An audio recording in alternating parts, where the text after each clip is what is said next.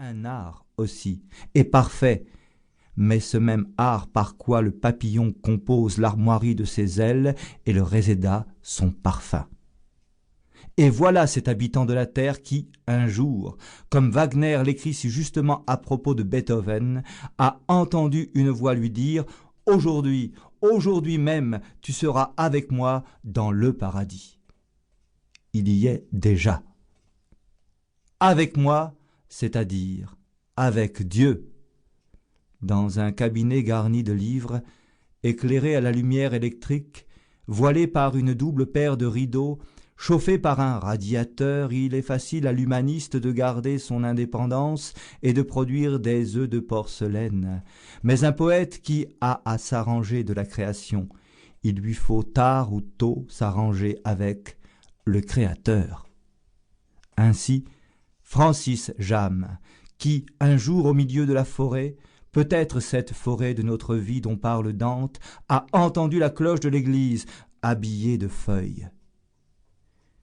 Il est vrai que se plaire à Dieu, ce n'est pas toujours le moyen de plaire aux hommes. Le fracas de cette foire autour de nous étouffe une voix trop pure. Qu'importe, qu'importe à l'homme, dit le texte sacré, de gagner le monde s'il perd son âme. Jammes a gagné le monde, le vrai, celui qui est l'œuvre des 6 jours, en sauvant son âme, il a cru en Dieu, il a lavé dans la source éternelle cette lèvre encore rouge du sang de la grappe, et le voici, qui reparaît parmi nous, avec l'autorité d'un patriarche et ce feu au coin de l'œil de la malice béarnaise. Bonjour, Jammes.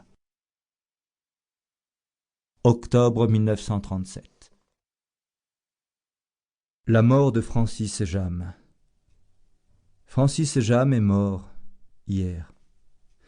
Un petit enfant lui était né quelques jours auparavant, et au moment où il rendait le dernier soupir, sa fille prenait le voile chez les Sœurs Blanches à Lyon.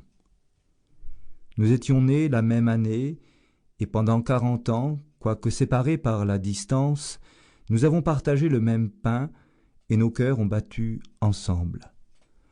La France perd un grand poète, une voix en cessant approfondit le silence d'angoisse qui s'étend sur notre pays.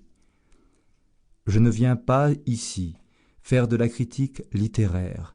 Je demande simplement à mes lecteurs d'aller chercher dans leur bibliothèque, pas bien haut, à la portée de leurs mains, un de ces volumes qui s'appelle « De l'Angélus de l'aube à l'Angélus du soir », Clara Delébeuze, l'Église habillée de feuilles, les géorgiques chrétiennes, et le dernier, dans sa froide limpidité, peut-être le plus saisissant de tous, Source.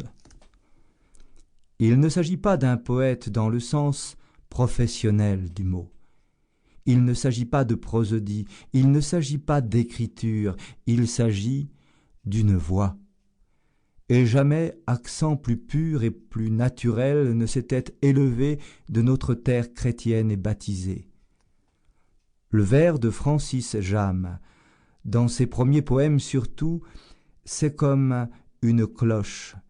Il tire la corde sans savoir combien de coups du battant sur la paroi, combien de syllabes, quel nombre de bronze et de cristal s'épandra en ondes élargies au-dessus de la campagne attentive. Ou bien, il donne sur le diapason une note, et tous les vers de la liesse, l'un après l'autre, viennent rimer, s'accorder en chatoyant sur ce timbre fondamental. La technique change avec les géorgiques chrétiennes. Jammes, au milieu de son âge, revient au rythme classique et aux mesures exactes. Il adopte la forme du distique et du quatrain, et ses vers, 2 à 2, qui sortent du silence pour y retourner en laissant dans l'âme et dans l'oreille, derrière eux, une longue vibration. Et enfin, dans ces derniers vers, on dirait le chuchotement intarissable d'une source qui jaillit. La voix vous fut connue et chère, dit Verlaine, un frisson d'eau sur la mousse.